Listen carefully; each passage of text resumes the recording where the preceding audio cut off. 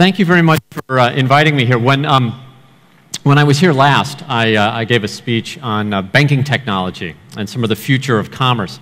And when Art and I were discussing what I was going to talk about this time, I said, oh, well, you know, I know a lot about money and payments, and do you want me to speak about that? And he said, no, why don't you talk about something interesting? So now we had a problem. Because to be interesting, I really can't talk about the things that in my life have been successful, because success is inherently boring. Like, who's the guy you don't want to sit next to at a dinner party? It's a guy for whom everything's going right, right? Everything's great. It's boring. Success is boring. And I'll give you an example. Would you rather hear about how I spent 18 months and finally getting, convincing MasterCard and the other payment networks to change their card-present aggregation rules? Or would you rather hear a story about the time I didn't notice that my blind date had an Adam's apple? Come on, which is a better story? Failure. Failure makes you interesting. So if you want an interesting talk, I got to talk about failure, but there's a problem with that as well. It's really irrelevant to a conference like this where we're all pursuing dreams of success.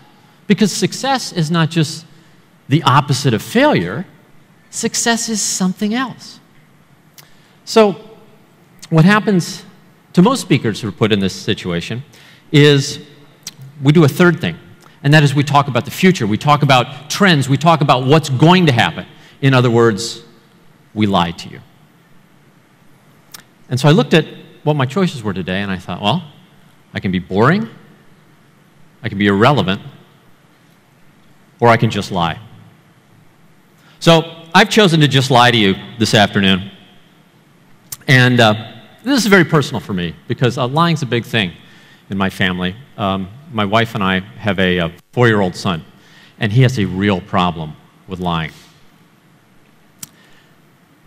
The problem is he can't do it. And it's driving us crazy, because he had a birthday recently, and if you give him a present and he doesn't like the present, he will tell you that he doesn't like this present. And if you give him food and he doesn't like the food, he'll spit it out of his mouth. It's driving us nuts. We wish he could lie a little bit better, but he gets it from his mother's side. I'm a great liar. As a matter of fact, actually, don't think about that sentence too much, or your brain will lock up. But I've chosen lies as a topic today, not just because I'm good at lying to you, but because I think you are very good at being lied to. And as I look at some of the things we say in this industry, I've seen 6 big lies. So today, I'd like to discuss these things. And maybe at the end, convince you that some of the stuff that we've been fed might not be true. But they all seem true, don't they? I mean, seek opportunities. If we're entrepreneurs, we should be seeking opportunities. That's the definition of entrepreneurship. Someone who sees an opportunity, marshals resources, goes for it. If we're not doing that, what are we doing?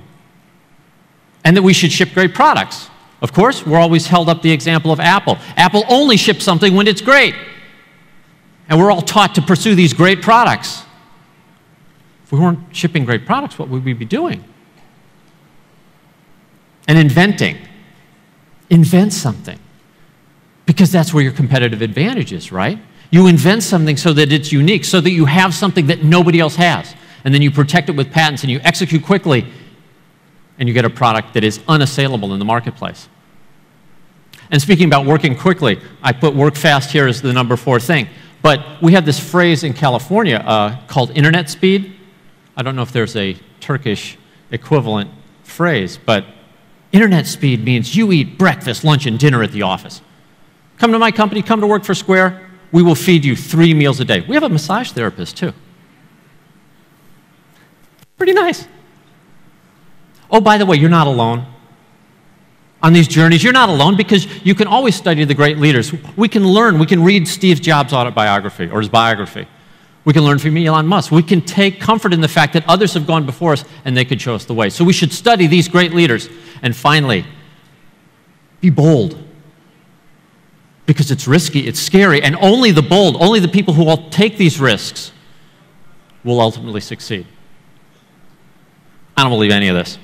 All right, let's talk about the first one, probably the biggest one, that we should be seeking opportunities. Now, it's not that I don't believe opportunity exists. I do believe opportunity exists. It's just I don't ever know a case where I've been able to see opportunity in advance. And I got together with a couple of my friends who had also started billion-dollar companies. And you got to get them alone to get this revelation. But I talked to them about, what were they thinking at the beginning? What was it like at the beginning? Did you know that, Dropbox would become this big, huge success? Or that Twitter would go like that? I talked to all my friends, and none of us knew. Not in the beginning. We can see it in retrospect, but at the beginning, you can't tell. But I did notice something that was a commonality, and that was that everybody who I know who has been tremendously successful has been aiming to solve a specific problem.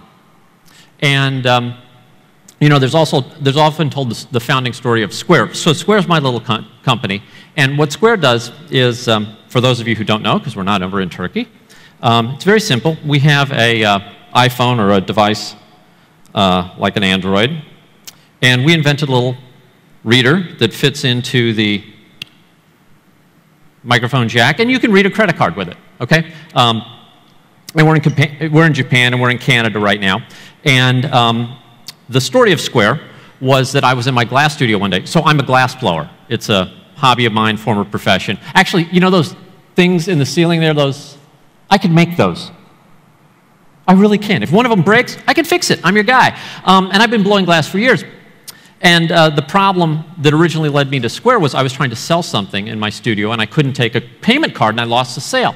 And this really bothered me, so I thought, well, I got to fix this. But that wasn't the real problem that motivated me. And I haven't shared this a lot, but the real problem was my friend Bob.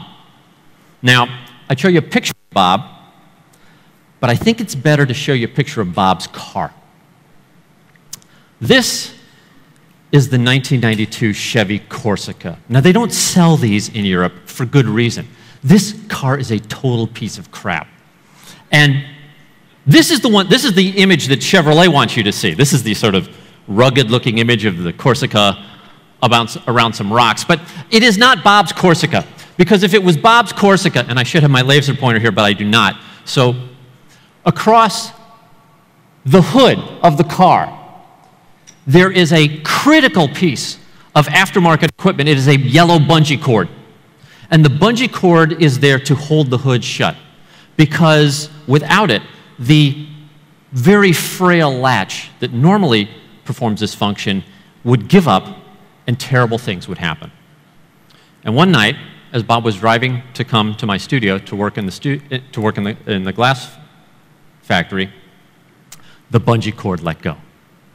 And as he's driving over the river at night in the rain, the hood catches the wind and flips back up over the windshield, totally wiping out his view of the road. Most people at this point would pull over. Not Bob, okay? I'm not kidding. What he does, he leans out the window like a dog, right? And he's driving, but it's raining, so he's getting hit in the face with rain. And most people at this point would pull over. Bob doesn't. He drives 17 miles at night in the rain, looking out the gap between the top of the windshield and the bottom of the dashboard. Can you see that little gap there? You see the bungee cord? And there's my buddy Bob. Okay, so why do I show you Bob's car and not Bob? Well, I think by seeing the car, you can learn a little bit about the man. What do we know about Bob? Well, at the very least, we know this is a man who doesn't give up easily. Right? When the road disappears, he doesn't pull over, he keeps going. This man is not a quitter. The other reason I show you Bob's car is because from time to time, when things get rough for Bob, he's had to live in the back of this 1992 Chevy Corsica, right in the back seat. And this always really bothered me. Because Bob's a friend of mine, but more than that, he's a glass blower, and I was a glass blower, and I made enough money blowing glass to buy an airplane. You can make very good money as a glass blower. I'm not kidding. And Bob is a better glass blower than I am. He is more skilled. His hands are better than my hands. But he can't make a living. And it always really bothered me. Now, Bob and I have different backgrounds. I went to college. He didn't quite finish college. He has a little bit of an arrest record. Came into the studio one day wearing an ankle bracelet. You know, Bob's had some rough breaks. But it didn't ever explain to me why he couldn't sell his product until I looked at the world that he lived in. Bob can't take a payment. If he wants to sell you something, he can't do it. And folks, in the United States, nobody carries cash anymore. So if you can't take a plastic card, you can't sell your work. And this was the problem that I thought of when I came up with the idea for Square. And during the 18 months it took us from the time we had the original idea from the product until we were actually able to go to a public launch, I kept in mind the image of my friend living in the back of his car. And that was a problem I was going after. So I say, ignore your opportunities, find your problems.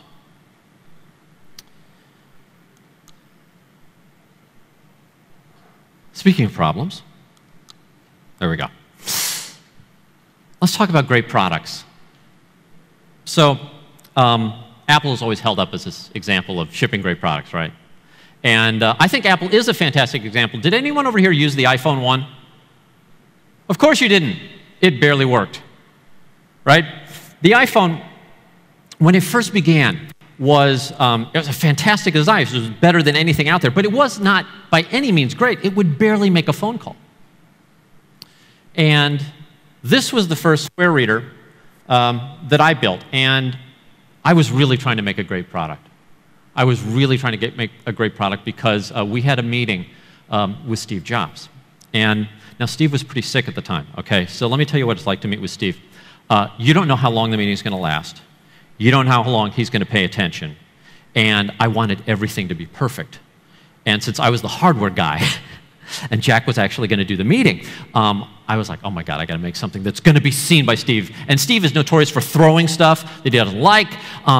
And so I went into the Apple store, I went in for inspiration. Everything around me was polished metal and this brushed aluminum. And I was like, oh, Steve likes aluminum. I'm going to make something out of aluminum. So I went out and I got a block of aluminum and a milling machine, and I milled a aluminum housing for this prototype reader that we were building. And then I shrunk down the electronics and crammed it in there, 2 all-nighters to get this thing going. And I finally got it working. I tested it out, handed it to Jack. I was like, here, it works. Jack tries it, doesn't work. He hands it back to me. No, it works fine. Look, look. I hand it back to Jack. It doesn't work. We go back and forth 3 or 4 times like this. Until I finally noticed that when I was swiping the credit card, I wasn't touching the device. I just went straight through. And when Jack would swipe a credit card, he would stabilize the device by sort of pinching it with his fingers. And because aluminum is an electrical conductor, it was picking up his heartbeat. The electronics in this thing were essentially a rudimentary cardiac monitor. And it didn't work. So I was like, Jack, you either got to wear gloves or we got to stop your heart. But the product worked. It worked well enough. And 2 days later, we built one out of plastic that worked perfectly. You do not have to wait until the product is perfect to send it out to the world. You can be satisfied with good enough as long as you're fast at correcting the problems. So let's talk about invention in general. How do you invent things? How do you come up with something new? Well, the first thing I'd say is maybe you don't have to. So this is my father. He turned 89 years old recently, and that's his iPad. Now, when you give an 89-year-old man an iPad, it comes with a built-in lesson. And in this case, I was the guy who had to teach my 89-year-old dad how to use an iPad. So I got his iPad out, and I'm showing him, different apps and different stuff. And after about 10 minutes of this, I said, okay, forget all that, Dad. Just don't do that. Here's how you use an iPad, or an iPhone, or any piece of technology these days. This device does whatever you want it to do. Anything. You want to watch a TV? It's a TV. You want to read a book? It's a book. You want to find out where your grandson is? It should tell you where your grandson is. I fly a little plane. When I fly a plane, my iPad turns into a map. If I lose my instrument panel in my plane, my iPad will allow me to fly my plane. Totally dead cockpit, I can fly with an iPad. And I said to my father, Dad, don't worry about the technology. Ignore the technology. Just imagine anything you want. And if you can think of anything that your iPad doesn't do, call me, we'll start another billion-dollar company. By the way, do you guys know what the button on the iPhone does? Anyone want to guess? I won't make you guess. They're translating right now, I guess.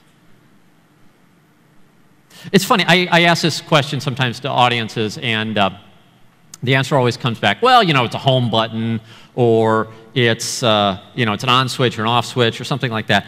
It's not the answer Steve Jobs would give.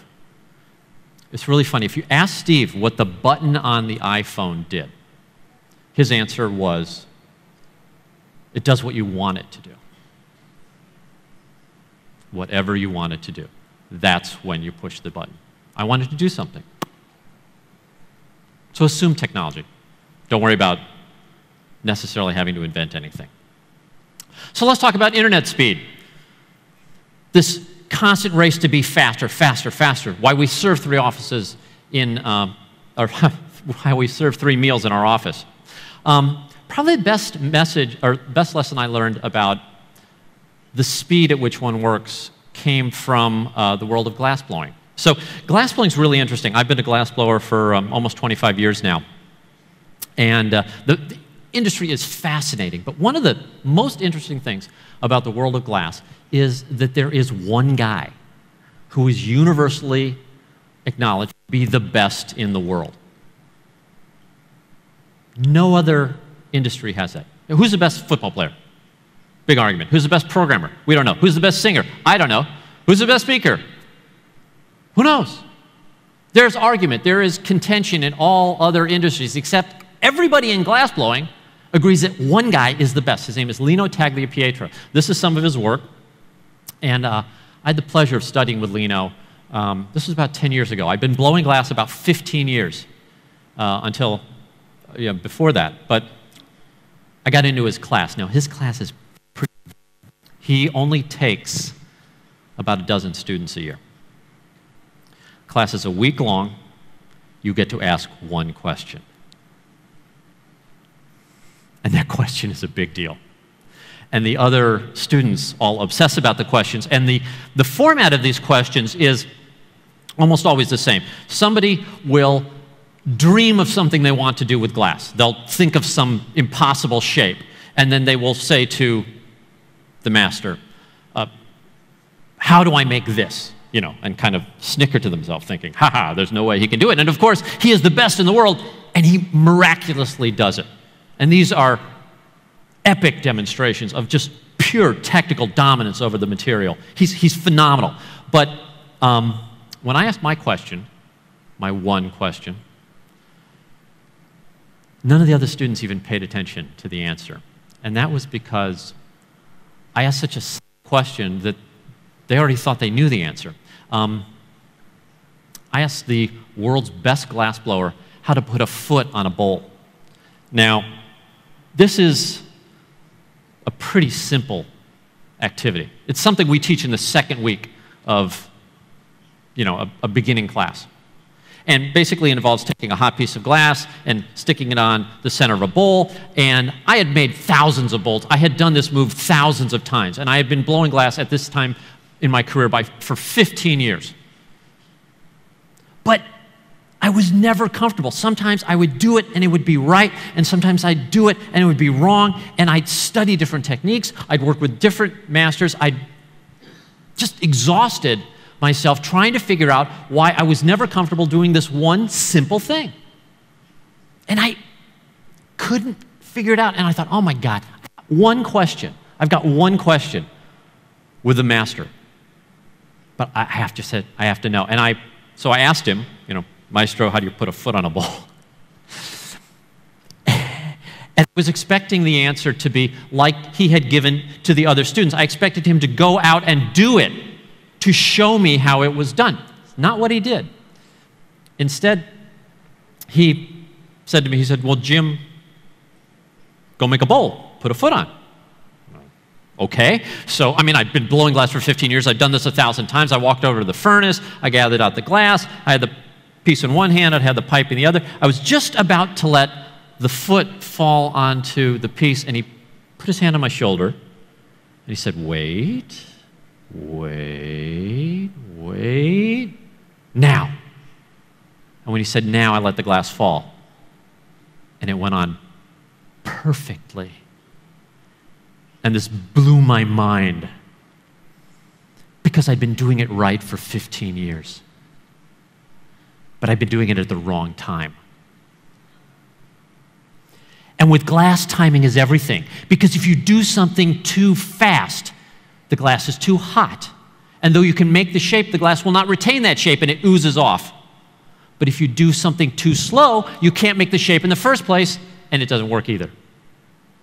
And as soon as I saw this lesson in the glass studio, I went back and I saw this lesson everywhere else in my life. Yes, we work fast in this industry. Yes, you should probably be prepared to pull a couple of all-nighters. But speed does not win every race. Sometimes you don't want to be the first social network. So who can we learn from? Who are the great ones? Does anyone know who this one is? Of course, it's Jack Welch. Jack Welch. Let me tell you about Jack Welch. Jack Welch got his nickname from a nuclear weapon. Do you know how much of a badass you have to be nicknamed after a nuclear weapon? His name is Neutron Jack. Do you know what he was voted? Manager of the century. The last century, but he's manager of the century. That century that included, say, the entire Industrial Revolution. He's the best manager there is. I got to meet Jack Welch under probably the worst circumstances imaginable. I got to follow him on a speaking tour. It was in Copenhagen, and it was Jack, and a 10-minute break, and then me. And I went to the organizer of the conference. I said, look, you can't put me on after Jack Welch. Like, nobody follows the Rolling Stones, especially somebody with a banjo, right? I can't get up there and follow the manager of the century. And he's like, well, I'm sorry, that's the schedule. You just have to do it. So I sat in the audience. I was in that chair right there, and I was watching Jack Welch, and I hoped, well, the guy's in his 80s, right? I hoped maybe he's lost it a little bit. Maybe he'll be a little quiet. Maybe he'll doze off. No, he killed it. He was awesome. He was fantastic. He was great. I was, applauding mid-speech, and I was like, oh my God, there is no way I can follow this guy. And I turned to the guy who was sitting next to me. I was like, I can't go on after this. How do you follow Jack Welch? And the guy next to me, who was from Denmark, said, oh, we love Jack. He speaks here every couple of years. He's fantastic. We've all bought his book. We've all implemented his suggestions. None of them work. I was like, what? He's like, no, they don't work. They work for GE in the United States. They don't work in Denmark. But we love Jack. So I was able to go on and give my speech because really none of us up here really absolutely know what we're talking about. And so this is when I say I'm a good liar. It's not because I want to lie to an audience. I really want to convey as much knowledge as I possibly can. But here's the problem. I can't tell where I'm being smart and where I'm just being lucky. So I did a little thought experiment because I'm an engineer by training. And I thought, well, you know, how many really make or break decisions have I had to make? And what if I was just lucky every time? What if instead of being smart and hardworking, I just got lucky? I just kept flipping heads. So, you know, do a little thought experiment. Say, how many times would you have to flip, how lucky would you have to be to flip a coin heads 10 times in a row? Well, that's easy, right? That's just 2 to the 10th. That's, what, 1024? About 1,000, 1 in 1,000 people who flips a coin randomly will flip heads 10 times in a row. And I thought about the metrics of success in our industry, and there's a venture capitalist, Aileen Lee, who measures the success of companies by seeing which companies achieve $1 billion of valuation. And if you've achieved $1 billion of valuation, Aileen can tell you how many of your peers you've outperformed. And the answer is about 1,500. So every company that gets about $1 billion of valuation or more has about 1,500 companies who don't. So what does this mean if you're an executive at a $1 billion company? That means the odds are actually in your favor that at some point you have flipped heads 10 times in a row. Here's the problem with that. It doesn't feel like luck to me. What it feels like is I work really hard, I go in, I study, I practice, I pull all-nighters, and then things work. But honestly, I can't tell you any better than Jack Welch can tell you whether the stuff I believe is true or I just happen to be right place, right time. So how does it feel to be in this? How bold do you have to be to do this? And I really thought about this and thought about a way to describe how it feels, at least felt for me, to be an entrepreneur. And I've started 6 companies, still have 5 of them running. 1 of them died. But how's it feel?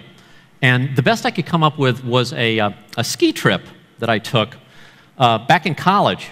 I had some friends. So skiing is an expensive sport, and I didn't have much money back then. And my friends had a condominium on a ski hill.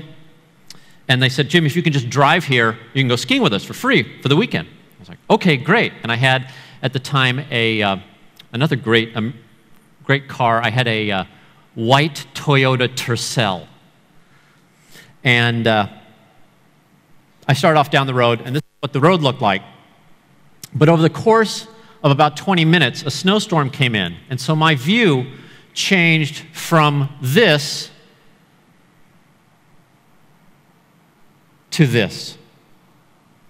And the only thing I can see, I don't even know if you can make it out there, was that little red dot. That turns out to be very important. In the United States, every 1 mile, there is a post, and on that post is a reflector. And I couldn't see the road, folks. The only thing I could see was this reflector that they would put through the side of the road that hadn't been buried in snow yet. But here's the problem. I couldn't see the next reflector. I could only see this thing for about a quarter of a mile, so I would drive a quarter of a mile, and then for the next 3/4 of a mile, I would have to guess where the road was. And sometimes I guessed wrong, and I would have to veer back onto the thing. Now, I am not like my friend Bob. I'm a guy who will pull over. But here's the problem. I'm in a 2,200-pound white Toyota Tercel. Somewhere behind me, I am sure there's a 16,000-pound plow truck being driven at 60 miles an hour by a guy who's been awake for 3 days. I'm pretty sure that if I pull over, there's a reasonable chance he will not see me and kill me. So I drive on, not knowing where the road is, but with this feeling that if I don't keep going, I am going to get run over. And that's the best description that I can give to share with you about what it's like to start a company. I wish I had perfect information. I wish I knew what was going on. I wish I knew what the road ahead looked like. Unfortunately, I don't, and I drive on anyway. The good news is, when I finally got to the mountain, I was one of the few people that actually made it there that weekend, and it was the best skiing of my life. And that's the truth. Thank you.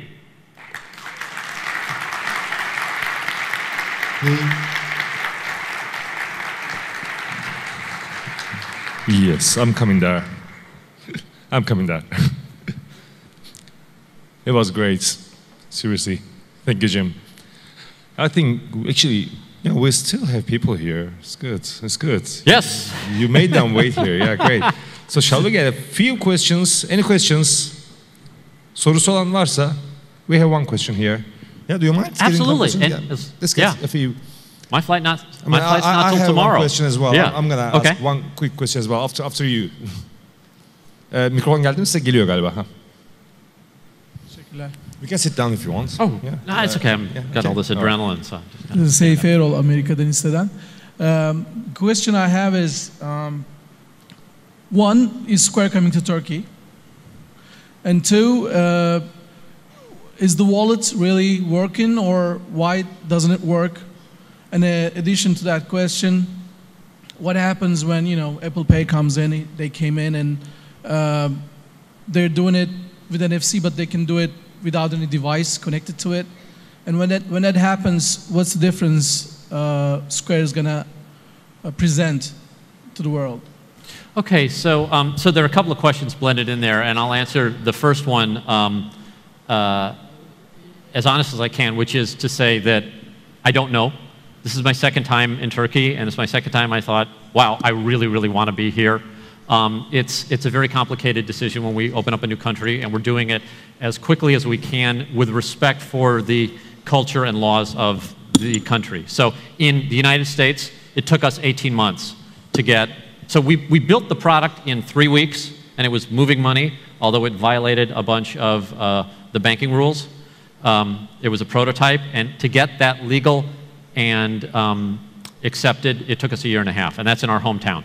So to do that internationally is slow if we're going to do it right. Now, we do have worldwide aspirations, but I can't tell you specifically when. And as far as what's going on with Apple and PayPal and NFC and sort of the innovations, I'm going to answer the question very generally, and that is to say that I think in general it is very, very good that there is now innovation in payments.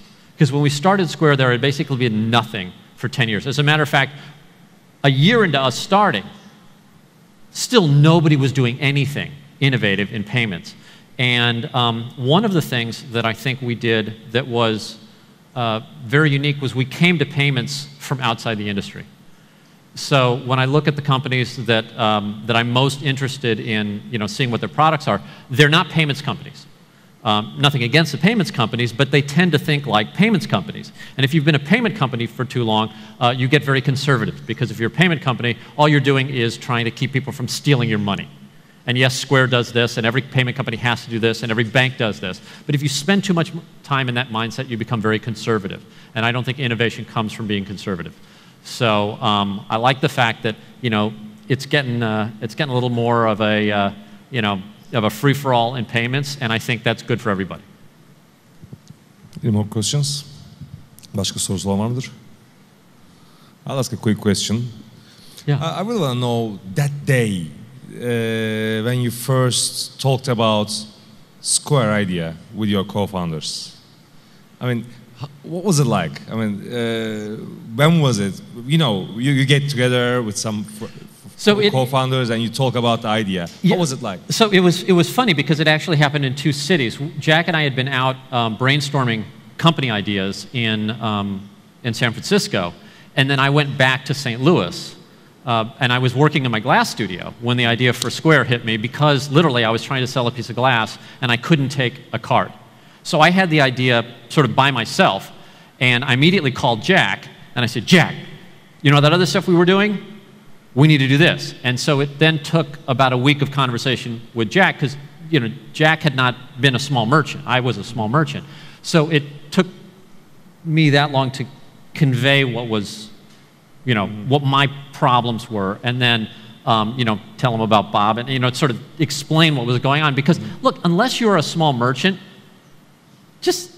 you don't have these problems. It's all about needs, isn't it? You need something, and if someone solves your problem, it's all about solving some problem, solving some need. It is absolutely about solving the problem. So my concern was not, you know, what are the banking regulations? What are the capital requirements? What is the technology? I was like, what do I need to solve this problem? And that was very good, because for the first year and a half, we had very experienced people telling us we were stupid, right? The former, now former, head of a very large public payments company took me out to dinner to tell me I was an idiot, right? He took me out.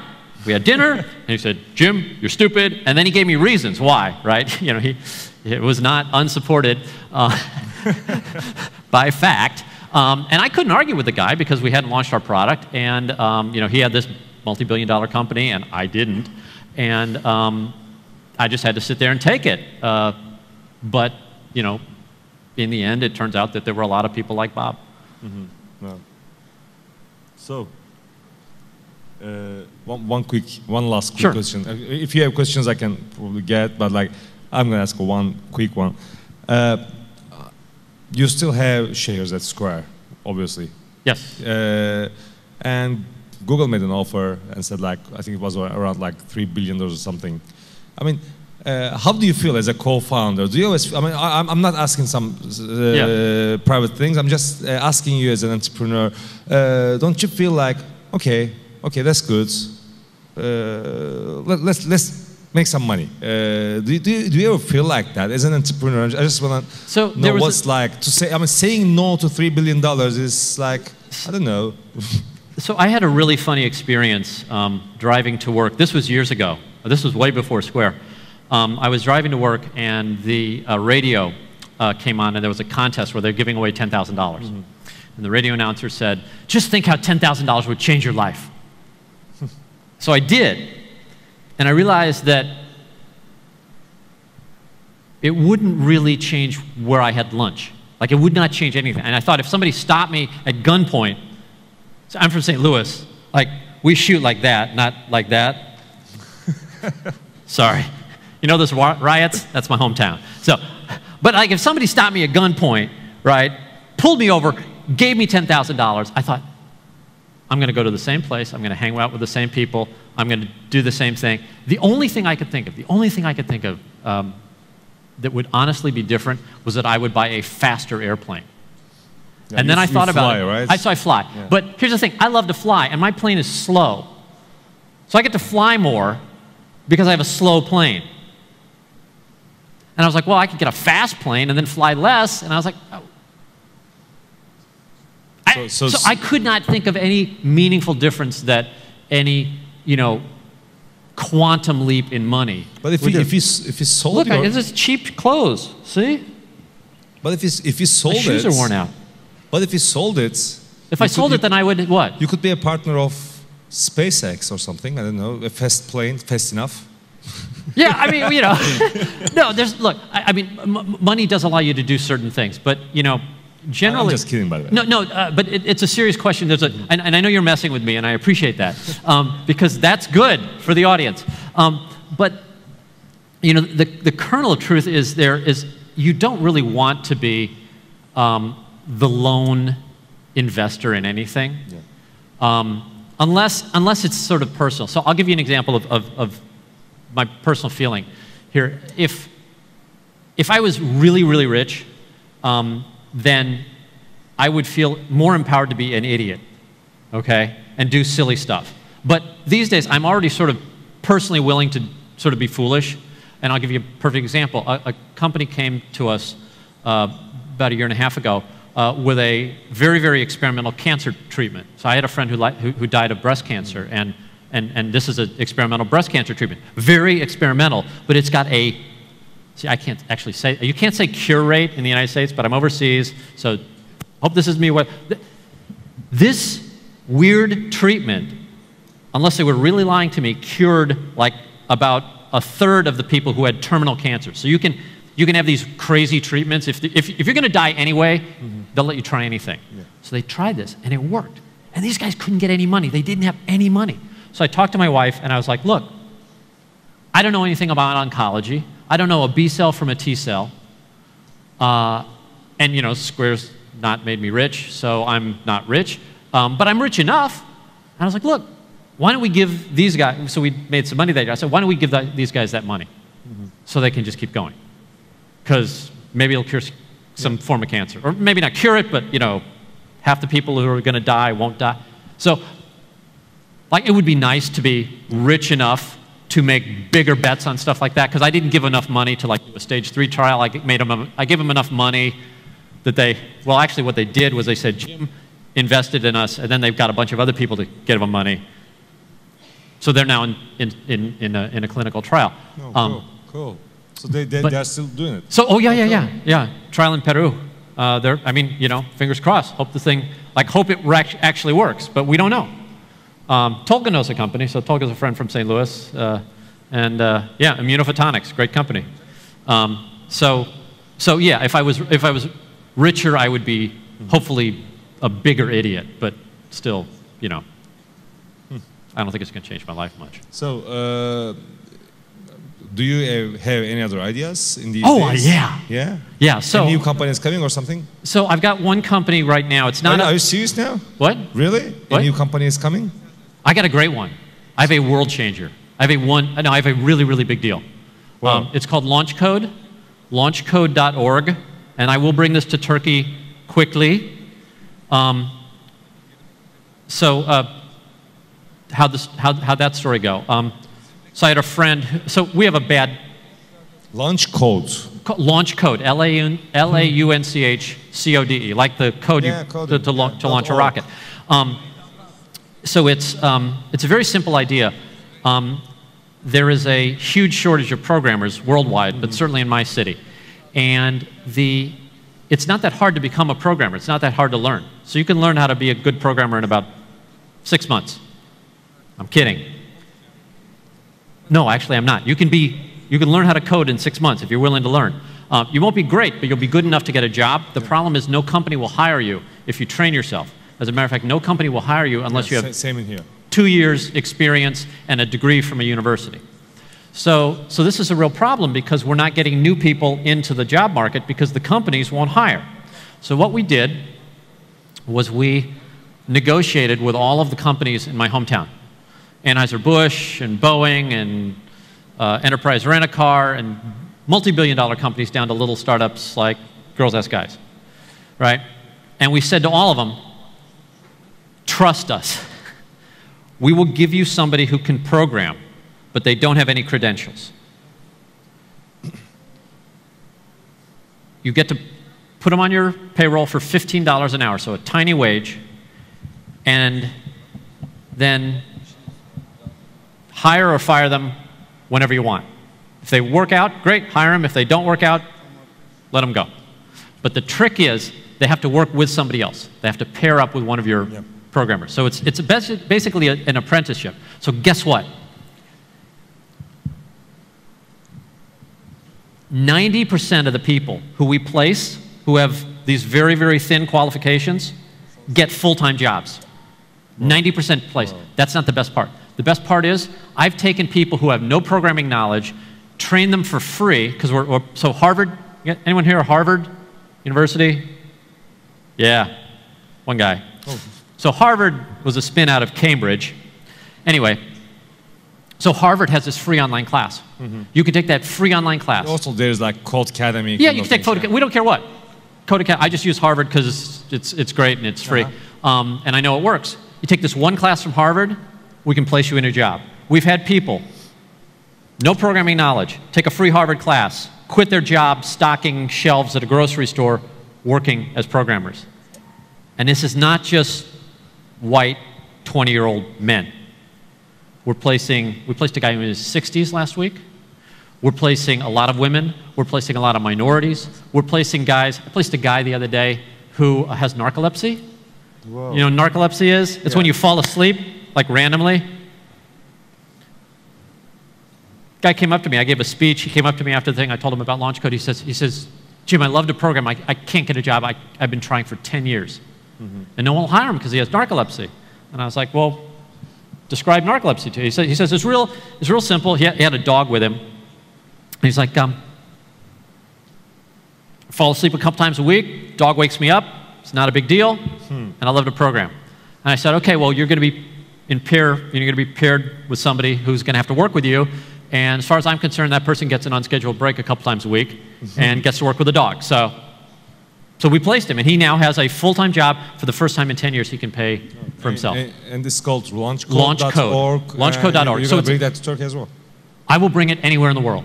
I will bring it anywhere in the world. And we are trying, so it's only in St. Louis right now. How long are you doing this? I had the idea 13 months ago. So I had the idea because, and then we tried it in our city. It's working great. We're trying to raise some money. So this is a nonprofit. It's not going to make anyone $1 billion.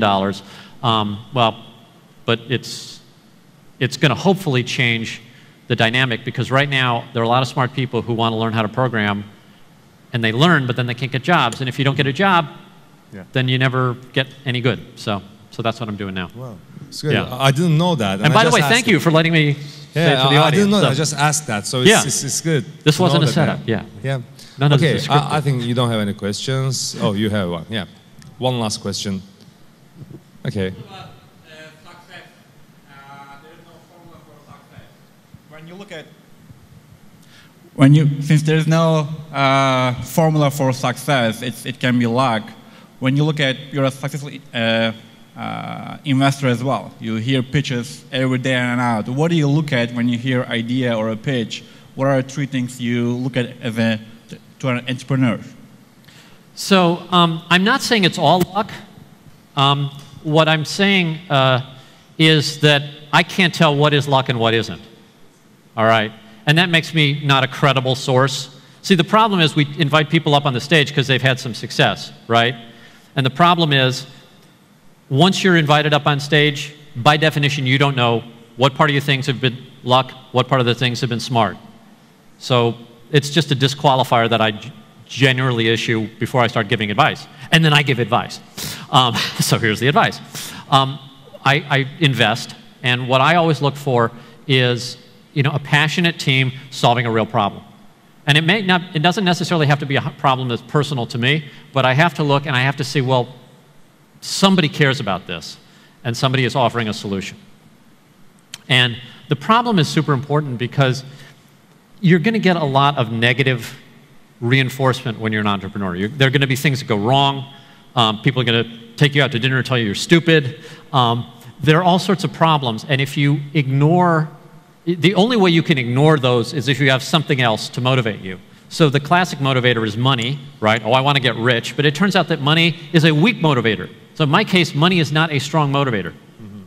Food sometimes, is a strong motivator. But, these days I can afford food. So not even that, although lunch was great. Thank you. But if you're motivated by a problem, if you care about something that you are doing or that your company is doing, then that provides this tremendous drive, and then you don't quit. So the Y Combinator session earlier today was great. Most startups commit suicide.